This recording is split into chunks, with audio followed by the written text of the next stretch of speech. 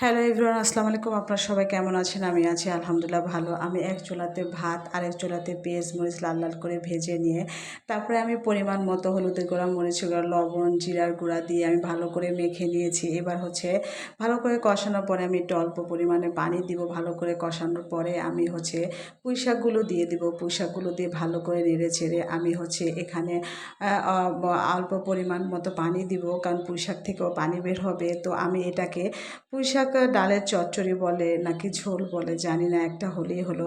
পাশের চুলাতে আমি গ্রাম থেকে আমার শাশুড়ি কিছু শাক দিয়েছিল, টাটকা শাক, সেন্তি আর কলমি শাক। তো ওই শাকটাও আমি ভালো করে ভেজে দিচ্ছি।